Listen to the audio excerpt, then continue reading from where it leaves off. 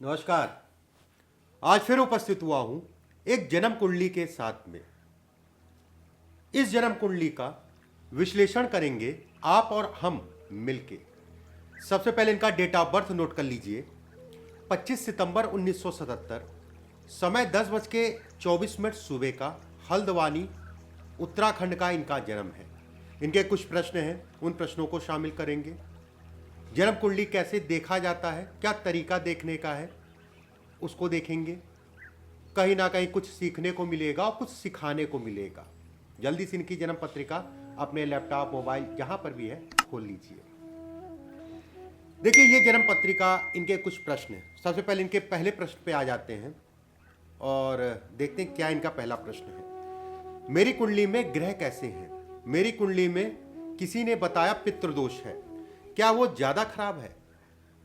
देखिए, पितृदोष की अगर मैं बात करूं, कई तरीके से बनता है पितृदोष। चाहे सूर्य का राहु केतु के साथ बैठना, चाहे पंचम भाव में राहु का बैठना, चाहे नवे भाव में राहु का बैठना, कई तरीके हैं पितृदोष देखने के। लेकिन पितृदोष अगर कहा जाए, हां, अगर ऋषियों ने, मुनियों ने या बुद्धिजीवियों ने ज्योतिष बनाई थी, ईश्वर के तुल्य वो लोग थे जिन्होंने इसका निर्माण किया था। अगर कोई चीज बनाई थी तो वो सही है, गलत नहीं कहलाएगा। पितृदोष है तो नुकसान देगा। लेकिन ये देखने का तरीका होता है कि पितृदोष कहां पर आपको नुकसान देगा, कहां पर आपको फायदा देगा। देखिए, आपकी जन्म कुंडली में ग्रह नक्षत्रों की आपने पहला प्रश्न किया कि कैसे हैं ग्रह नक्षत्र। वृश्चिक लगन की पत्रिका, लग्नेश अगर देखा जाए अष्टम में गुरु के साथ, गुरु और मंगल की युति, राज लक्षण राजयोग। मंगल अगर कहा जाए लगन का मालिक होकर अष्टम में बैठे, ऐसे में वो दोष नहीं उत्पन्न होता है। हां, थोड़ा सा संघर्ष जरूर कराता है, घर परिवार से दूर रखता है, घर परिवार से दूरी बना के चलता है। जन्म कुंडली में आपके अगर देखें, छठे का स्वामी रोग, ऋण और शत्रु का स्वामी और लगन का मालिक होकर अष्टम में देवगुरु बृहस्पति के साथ पूर्वा नक्षत्र में विराजित है। पूर्वा नक्षत्र किसका? शुक्र का नक्षत्र। चरण कौन सा? पहला चरण में ये कहा गया है, अगर शुक्र का नक्षत्र है और पहला चरण है और मंगल अकारक है, शुक्र और मंगल की कहीं भी अगर कहा जाए मित्रता नहीं है, ऐसे में कहा जाएगा व्यक्ति ये रोग, ऋण और शत्रु का भाव है। मंगल अगर कहा जाए उग्रता को दिखाता है। मंगल अगर कहा जाए जैसे आपके कोई शत्रु उत्पन्न होंगे, शत्रुओं के कारण पीड़ा मिलेगी। लेकिन यहां पर देवगुरु बृहस्पति साथ में बैठे हैं और देवगुरु बृहस्पति अगर कहा जाए लक्ष्मी स्थान के मालिक हैं। कितना भी कुछ हो जाए, भले आप थाने चले जाए, मुकदमा हो जाए, लेकिन उस मुकदमे का भी आपको लाभ मिलेगा। मुकदमा कराने वाले मंगल अपना मूल स्वभाव नहीं बदल पाएंगे। मंगल अगर देखा जाए जन्म कुंडली में आपके जो है अष्टम में है, लेकिन उसका फायदा दिलाने वाले देवगुरु बृहस्पति। शुक्र और बुध अगर आपकी जन्म कुंडली में देखें, कर्म भाव में विराजित है। लक्ष्मी नारायण नामक राजयोग को बनाने वाले ग्रह हैं। दोनों की युति लक्ष्मी नारायण राजयोग बनाती है। हालांकि अगर जन्म कुंडली में देखा जाए तो दोनों ही अकारक कहलाएंगे, दोनों ही अकारक। बुध अगर कहा जाए आपकी जन्म कुंडली में लाभ का स्वामी और अष्टम का स्वामी हो के दशम में। शनि अगर कहा जाए तृतीयेश और आपका सुखेश, सुख का स्वामी, साहस का स्वामी हो के दशम में। ऐसे में कहा जाएगा इस शनि और बुध के कारण, शनि और बुध लक्ष्मी नारायण राजयोग के कारण व्यक्ति कर्म बड़े बड़े करेगा, बड़े पद पे रखेगा। शनि की अगर देखा जाए सप्तम दृष्टि आपके चतुर्थ भाव पे पड़ेगी, जनता का सुख देगा, जनता का सुख उठाएगा। अभी मैं डिटेल में आपको चीजें बताऊंगा, अभी इनके ग्रहों के आधार पे बात कर लेते हैं। शुक्र और चंद्रमा अगर कहा जाए धनदायक राजयोग, कहीं ना कहीं धन के लिए या धन से संबंधित चीजों के लिए यह देखा जाता है। उसके बाद अगर कहा जाए केंद्र में शुक्र की सप्तम दृष्टि बड़ी महत्वपूर्ण है। सभी ग्रहों की सप्तम दृष्टि होती है, लेकिन शुक्र की सप्तम दृष्टि बड़ी महत्वपूर्ण है और चंद्रमा की अगर कहा जाए सप्तम दृष्टि बड़ी महत्वपूर्ण होती है। ऐसे में ये कहा जाएगा ये बिरले लोगों के अगर केंद्र में बन रहा है, ठीक है, अकारक हो या कारक हो, लेकिन वो लाभकारी जरूर होगा। फायदेमंद जरूर होगा, उसमें किसी प्रकार का कोई संदेह नहीं। शनि अगर कहा जाए, शनि की सप्तम दृष्टि विष नामक दुर्योग। शनि अगर कहा जाए सप्तम दृष्टि से चंद्रमा, दसम दृष्टि से आपके पत्नी के भाव को देखेगा। तृतीय दृष्टि से अगर कहा जाए शुक्र की राशि तुला राशि को देखेगा। ऐसे में कहा जाएगा पत्नी को लेके तनाव। हालांकि ग्रहों की अभी मैं बात कर रहा था, फिर भी ये योग अगर कहा जाए, विवाह का मालिक शुक्र बनेगा, दसम में बैठना, शनि के साथ बैठना, मघा नक्षत्र के पहले चरण में।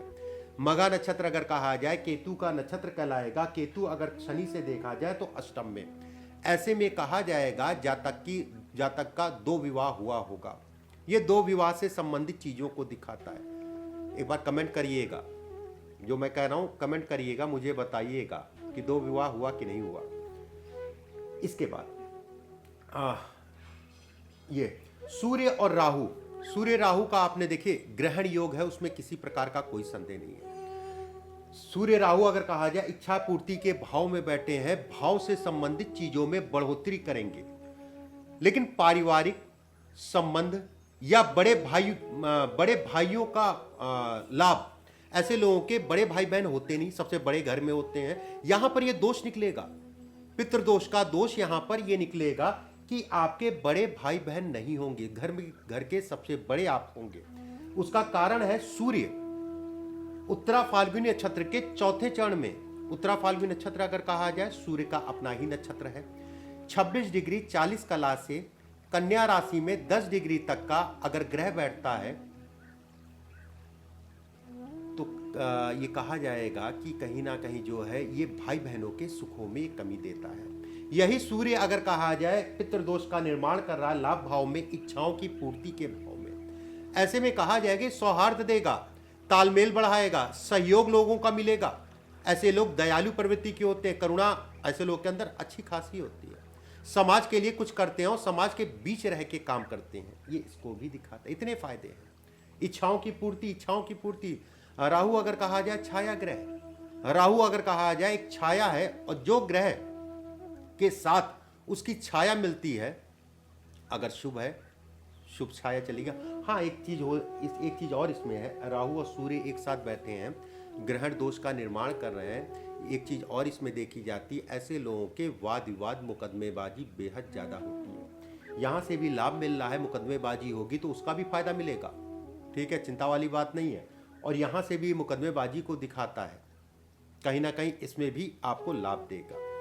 ये रही आपके प्रश्न जन्म कुंडली में ग्रहों की स्थिति। अब एक एक करके इनके प्रश्नों को ले लेते हैं। मेरा पॉलिटिक्स का काम है, आप पॉलिटिक्स करते हैं, राजनेता हैं। अभी मेरे पास पार्टी की कोई बड़ी जिम्मेदारी नहीं है, क्या भविष्य में कुछ बड़ा कर पाऊंगा? जैसा मैं समझ पा रहा हूं कि आपने लिखा है कि मौजूदा समय पे कोई बड़ा आपके पास पद नहीं है, क्या आने वाले समय में बड़ा पद मिलेगा? देखिए, पद की अगर बात करें, पॉलिटिक्स की अगर बात करें, सूर्य को देखना बेहद जरूरी है। पॉलिटिक्स की अगर बात करें, चंद्रमा को देखना बहुत जरूरी है। चंद्रमा अगर कहा जाए 12 डिग्री 19 कला पे कुंभ नक्षत्र में 6 डिग्री 40 कला से 20 डिग्री तक का अगर कहा जाए तो शतमिषा नक्षत्र में जो है कहीं ना कहीं ये चंद्रमा पड़ा है। ऐसे में कहा जाएगा कि जातक को मान सम्मान प्रतिष्ठा, जो कि राहु का नक्षत्र कहलाता है, मान सम्मान प्रतिष्ठा जातक को अच्छी मात्रा में देगा।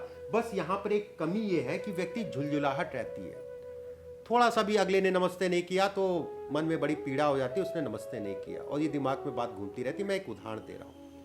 अगर मैं राजनीति की बात करूं, राजनीति के लिए सूर्य और चंद्रमा 2 ग्रहों को देखना बेहद जरूरी है।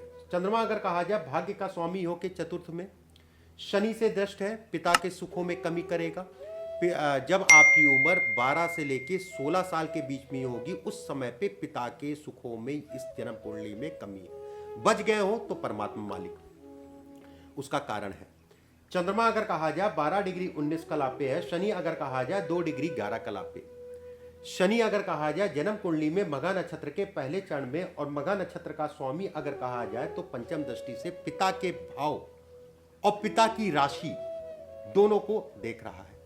घर पे चंद्रमा का होना या पिता का कारक ग्रह का होना, देखिए थोड़ा समझने की कोशिश करिएगा। थोड़ा सा जन्म कुंडली देखना, केवल यहाँ ये बैठ गया वहाँ ये बैठ गया, ये नहीं है। जन्म कुंडली देखना, ग्रह कहाँ पर बैठे, किन ग्रहों से टक्कर खा रहे हैं, किन ग्रहों का गोचर हो रहा, बहुत सारी चीजें देखने के उपरांत जो है दो बातें बोली जाती हैं। ऐसे में कहा जाएगा शनि जो है सप्तम दृष्टि से चंद्रमा को पीड़ा दे रहा है। चंद्रमा मतलब पिता को पीड़ा दे रहा है। पिता को पीड़ा मिलेगी तो पूरा घर परिवार डिस्टर्ब होगा, और घर परिवार के भाव में चंद्रमा बैठा है। शनि जिस नक्षत्र में बैठा है, केतु के नक्षत्र में बैठा है, और केतु अगर कहा जाए रेवती नक्षत्र के दूसरे चरण में है, जो कि बुध का नक्षत्र कहलाएगा। बुध क्या है? अष्टम के मालिक। जातक के पैदा होने के बाद 12 वर्ष की आयु से 16 वर्ष की आयु में पिता को बेहद कष्ट मिला होगा। अगर बच गए तो बच गए। रही पॉलिटिक्स वाली बात, तो पॉलिटिक्स से संबंधित कोई दिक्कत वाली बात नहीं है। शनि जो है अगर देखें कर्म भाव में बैठा है, शनि अगर कहा जाए अपने ही घर को देख रहा है, जो कि जनता का घर कहलाएगा। बुध अगर कहा जाए पॉलिटिक्स का सबसे बड़ा ग्रह है सूर्य के साथ और शनि के साथ। बुध अगर कहा जाए तो सप्तम दृष्टि से कहीं ना कहीं जनता को देख रहा। कम काम करते हैं ज्यादा नाम होता है ऐसे लोगों का, कम काम करेंगे ज्यादा नाम होगा। लेकिन यहाँ पर एक त्रुटि है, यहाँ पर एक समस्या है। शनि की महादशा चल रही है मौजूदा समय पे। शनि अगर कहा जाए इतना फेवर अपनी महादशा में पॉलिटिक्स से संबंधित चीजों में नहीं करेंगे। 2023 के बाद जो है बुध लगेगा, 2025 से लेकर 2027 तक का पीरियड, वो 2 साल का पीरियड होगा। आपको पद भी मिलेगी और प्रतिष्ठा भी मिलेगी। राजनीति मत छोड़िएगा, मेरा निवेदन भी कह लीजिए, या मेरी तरफ से ये कहा जाएगा, राजनीति आपके लिए छोड़ने लायक चीज नहीं है। इसके बाद आपने पूछा है साथ में एक व्यवसाय भी करता हूं प्रॉपर्टी का।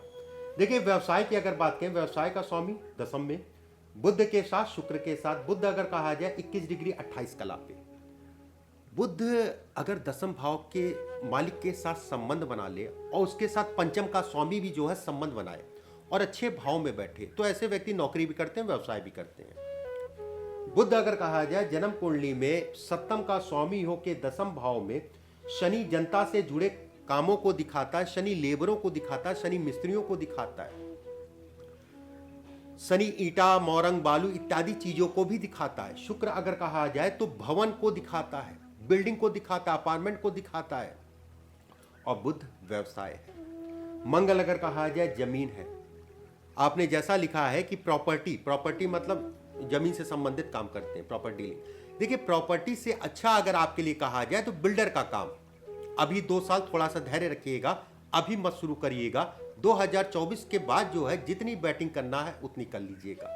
जिस समय पे शनि महाराज गोचर में, इस जगह पे शनि महाराज गोचर करेंगे, उस साल कहते नहीं है कि भाग्योदय का साल, हालांकि उसमें पहली भाग्योदय लगभग मान के चले जो है 2000, जब आपकी उम्र जो है 27-28 वर्ष की आयु होगी, उस समय पे ही भाग्योदय हो गया होगा। लेकिन एक बार फिर से भाग्योदय होने जा रहा है। 2025, 26, 27 ये साल आपके पद के लिए, आपके काम के लिए, आपके धन के लिए बेहद अच्छे हैं। सूर्य राहु अगर कहा जाए जन्म कुंडली में, सूर्य राहु इच्छाओं की पूर्ति का कारक कहलाएगा। यहाँ पर सूर्य अगर कहा जाए उत्तरा फाल्गुन नक्षत्र के चौथे चरण में है, जो कि आपको व्यवसाय के साथ धन भी देंगे। कारण उसका जो है सूर्य के साथ राहु है। राहु अगर कहा जाए व्यवसाय के भाव में देख रहा है। व्यवसाय का मालिक अगर कहा जाए तो शुक्र बनेगा। शुक्र का दशम भाव में बैठना अद्भुत योग, उसमें किसी प्रकार का कोई संदेह नहीं है कि जातक राजनीति के साथ व्यवसाय भी करेगा और अच्छे स्तर का व्यवसाय करेगा। इसके बाद आपने पूछा मेरा वैवाहिक जीवन कैसा रहेगा।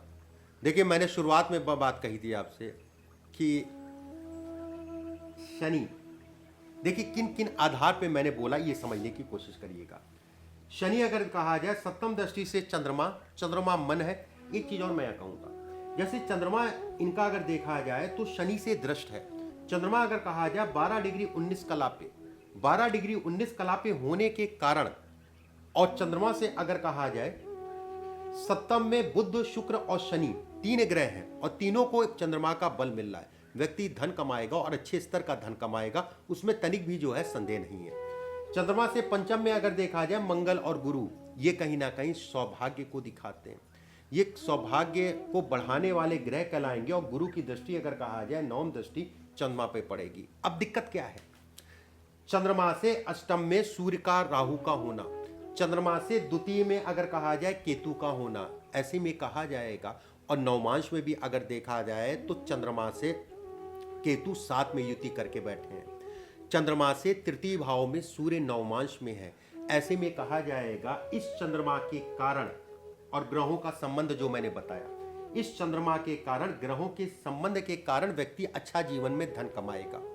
लेकिन चंद्रमा जिस राशि में बैठा है, चंद्रमा से अष्टम में सूर्य है, चंद्रमा से द्वितीय में केतु है, उस धन का व्यक्ति लाभ या भोग विलास नहीं उठा पाएगा। कहते नहीं है मेहनत मैंने बहुत की, बहुत पैसा भी मैंने कमाया, लेकिन उस पैसे का भोग नहीं कर पाया। घर परिवार करेगा, बच्चे करेंगे, आप नहीं कर पाएंगे। इसके बाद प्रॉपर्टी लीव, देखिए इसमें अगर कहा जाए तो आप बिल्डर का काम करें ज़्यादा अच्छा। रही विवाह वाली बात, तो शनि से दशम में विवाह का घर, विवाह का मालिक शनि के साथ युति करके, शनि मतलब जो है इस जन्म कुंडली में अकारक है। अष्टम से अष्टम का मालिक है शनि। अगर कहा जाए शनि अकारक है और कहीं ना कहीं विवाह के स्वामी को पकड़ के बैठा है, पकड़ के बैठा मतलब जो है कब्जा कर लिया, अलगाववादी है शनि।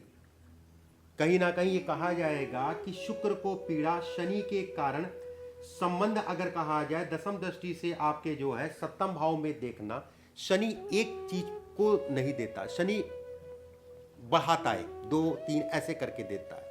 और राहु अगर कहा जाए नवम दृष्टि से जो है सप्तम भाव को देख रहा है। ऐसे में कहा जाएगा व्यक्ति के 2 विवाह के योग बनते हैं। ऐसे लोगों के 2 विवाह होते, मैं बिल्कुल ऐसा नहीं कहूँगा, कारण उसका जो है शुक्र अगर कहा जाए विवाह का मालिक है और शुक्र इस जन्म कुंडली में पीड़ित शनि से तो है, 2 विवाह कराने से संबंधित चीज़ों को दिखाता है। लेकिन अगर ये कहा जाए कि डिवोर्स नहीं, ये सब नहीं है, स्वास्थ्य से संबंधित समस्या है, बहुत बड़ी स्वास्थ्य से संबंधित कोई घटना हुई होगी स्वास्थ्य से संबंधित, ये उसको दिखाता है। बाकी वैवाहिक जीवन की इस समय पे अगर बात करें तो कोई चिंता वाली बात नहीं है।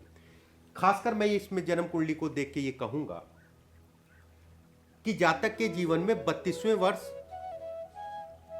36वें वर्ष अगर कहा जाए और 28वें वर्ष, शनि का 36वां वर्ष कहा गया है, बुध कहा गया है 32वां वर्ष, और 27वां वर्ष अगर कहा जाए गुरु के लिए कहा गया है। ये 3 साल विवाह से संबंधित चीजों के लिए अच्छे नहीं थे। इसके बाद आपने पूछा है जीवन में धन की स्थिति क्या रहेगी। देखिए धन के लिए अगर बात करें, सूर्य राहु का योग बेहद अच्छा, जिस राशि में बन रहा है वो उसका मित्र है सूर्य का। सूर्य अपने ही नक्षत्र में विराजित है। सूर्य अगर कहा जाए उत्तरा फाल्गुन नक्षत्र के चौथे चरण में 8 डिग्री 27 कला पे। एक चीज अच्छी है कि डिग्री का फासला 15-16 डिग्री पे ग्रह अलग हो रहे हैं। 8 डिग्री पे सूर्य है, 22 डिग्री पे अगर कहा जाए राहु है। नवमांश में भी अगर देखा जाए तो ये कहा जाएगा नव पंचम का एक योग बन रहा है नवमांश कुंडली में। कहीं ना कहीं सूर्य को पूर्ण रूप से बल इस राहु के कारण मिल रहा है। ऐसे लोग जो सोचते हैं वो ऐसे लोगों को मिल जाता है। इस चीज के लिए निश्चिंत रहिए, पद भी मिलेगा और बड़ा पद भी मिलेगा और धन भी जो है थोड़ा मोड़ा नहीं होगा। धन का स्वामी अगर देखें देवगुरु बृहस्पति अपने ही भाव को बल दे हैं। देवगुरु बृहस्पति 11 डिग्री 12 कला पे पूर्ण रूप से बली अवस्था में आद्रा नक्षत्र के दूसरे चरण में। आद्रा नक्षत्र वैसे ही अगर कहा जाए तो कहीं ना कहीं धन के लिए, कर्म के लिए, सेवा भाव के लिए, मंदिर इत्यादि चीजों के निर्माण के लिए ऐसे लोग करते हैं अगर गुरु आद्रा नक्षत्र में बैठे। आद्रा नक्षत्र राहु का नक्षत्र। व्यवसाय में भी मुझे किसी प्रकार की कोई ऐसी समस्या नहीं दिखाई दे रही है कि व्यवसाय से संबंधित। लगन अगर कहा जाए अनुराधा नक्षत्र, देखिए एक चीज समझिए, राहु के जितने नक्षत्र हैं, शनि के जितने नक्षत्र हैं, ठीक है, राहु और शनि और शुक्र, ये 3 ग्रहों के जितने नक्षत्र हैं, अगर लगन उन नक्षत्रों में है, अच्छी सफलता देता। बहुत सारे लोग कहते हैं अरे मेरा तो राहु के नक्षत्र में जो है लगन है। राहु के नक्षत्र में लगन होने का मतलब जीवन में सफलता।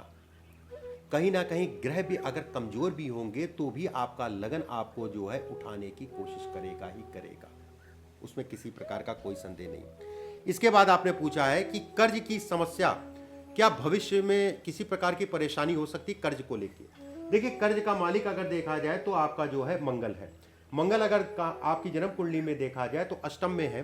नवमांश में अगर देखा जाए तो अपने ही घर का कहलाएगा, अपनी ही राशि का कहलाएगा, मेष राशि का। मंगल यहाँ कहीं ना कहीं बली है, लगन का मालिक है, देवगुरु बृहस्पति के साथ है। ऐसे लोग अगर कहा जाए कर्ज इत्यादि चीजें लेते हैं चुक जाता है, कोई डरने वाली बात नहीं है। किसी प्रकार से ये भाव आपका पीड़ित नहीं है। मंगल अगर कहा जाए नवमांश में मंगल जो है मेष राशि में है, और मेष राशि अगर कहा जाए तो आपके कर्ज की मालिक है। कर्ज के लिए मंगल खराब ग्रह है, उसमें कोई संदेह नहीं है। मंगल अगर अकारक होगा, कर्ज भाव से संबंध बना ले, गलत भाव में विराजित हो जाए, तो कहीं ना कहीं व्यक्ति जो है कर्ज से दिक्कत आती ही आती है। इस चीज के लिए बिल्कुल निश्चिंत रहिए। कुछ चीजें और देख लेते हैं, इनके प्रश्न तो पूरे हो गए, कुछ उपाय हैं मैं आपके व्हाट्सएप पे भिजवा दूंगा, और जन्म कुंडली में कुछ और बातें भी कर लेते हैं। देखिए जन्म कुंडली में अगर देखा जाए, जैसे समझने वाली बात समझने की कोशिश करिएगा। पितृदोष ही मैं आपको एक पॉइंट बता देता हूँ। राहु अगर कहा जाए जब भी पंचम और नवे में बैठे, या पंचम भाव या नवे भाव के साथ संबंध बना ले राहु, तो पितृदोष का निर्माण होगा। सूर्य के साथ संबंध बनाए तो पितृदोष का निर्माण होगा। एक चीज यहां पर गौर करिएगा, सूर्य और राहु की डिग्री का कितनी, अगर वो काफी पास आ रहे हैं तो कहीं ना कहीं थोड़ा सा दुखद है, चिंताजनक है। नवमांश में भी जाके देख लीजिएगा, अगर सूर्य राहु का संबंध बन रहा हो, चाहे वो दृष्टि संबंध हो, चाहे युति संबंध हो, या अन्य किसी प्रकार का कोई संबंध बन रहा हो, तो भी कहीं ना कहीं वो जो है नुकसानदायक होगा। सूर्य राहु अगर एक ही नक्षत्र में बैठे हैं, एक ही चरण में बैठे हैं, ऐसे लोगों को घर का सुख या उस भाव से संबंधित सुखों में कमी करता है। ठीक है, अब जैसे इनका मान लीजिए सूर्य राहु एक ही नक्षत्र में होते, एक ही चरण में होते, तो ऐसे में कहा जाता कि भाई भी होता और भाई से संबंध भी नहीं रहते। मित्र होता, मित्र ऐसा फंसाता कि व्यक्ति जेल चला जाता। बहुत सारे तरीके हैं कहीं ना कहीं पितृदोष को देखने के। पितृदोष से घबराइए मत, पितृदोष कहीं ना कहीं फायदा भी देता है, लेकिन अगर ऋषियों ने, मुनियों ने, बुद्धिजीवियों ने इसका निर्माण या इसको हमको बताया है कि पितृदोष नुकसानदायक है, तो बिल्कुल नुकसानदायक है, लेकिन कुछ चीजों में नुकसानदायक है, कुछ चीजों में फायदेमंद है। जन्म कुंडली में अगर देखा जाए, सुख का स्वामी दशम में, बेहद अच्छा सुख भाव से सुख भाव, ये आपका जो है जमीन जायदाद इत्यादि चीजों को दिखाता है। सुख भाव से सुख भाव अगर कहा जाए, सप्तम भाव, सप्तम का स्वामी अगर कहा जाए शुक्र बनेगा। शुक्र का दशम भाव में बैठना और सप्तम दृष्टि से जो है सुख को देखना, अपने आप में एक संबंध बन रहा है। अपने आप में व्यक्ति को सभी प्रकार के सुख, चाहे वो व्यवसाय से संबंधित हो, चाहे वो राजनीति से संबंधित हो, दोनों को ही व्यक्ति को देगा। कर्म का स्वामी अगर देखा जाए सूर्य, लाभ में मंगल की दृष्टि, देखिए मंगल की जब दृष्टि सूर्य पे पड़ रही है जन्म कुंडली में, मंगल कारक है, मंगल की दृष्टि सूर्य पे पड़ना, ऐसे में ये कहा जाएगा कि व्यक्ति के जीवन में कोई ना कोई ऐसा व्यक्ति मिलेगा जो जीवन में उसके उठाएगा। आपने जब भी राजनीति शुरू की होगी, जिस समय पे भी राजनीति शुरू की होगी, उस समय पे कोई ना कोई आपको लॉर्ड मिल गया होगा।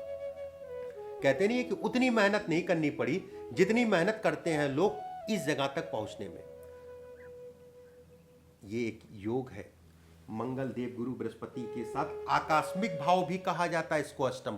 अष्टम को केवल मृत्यु से मत जोड़िए, अष्टम को आकस्मिक भाव भी कहा जाता है। ये आकस्मिक सफलता को भी दिखाता है। इस तरीके से इस जन्म कुंडली का मैंने विश्लेषण किया, बहुत सारी चीजें आपको मैंने बताई और बहुत सारी चीजें आपने समझी होंगी। कहीं कुछ ना समझ में आया हो तो नीचे कमेंट बॉक्स में जरूर कमेंट करिएगा। अगले वीडियो में फिर किसी विषय के साथ आप सभी के समक्ष उपस्थित होऊंगा। परमात्मा आप सभी को स्वस्थ रखे, सुरक्षित रखे। अभी के लिए बस इतना ही। नमस्कार।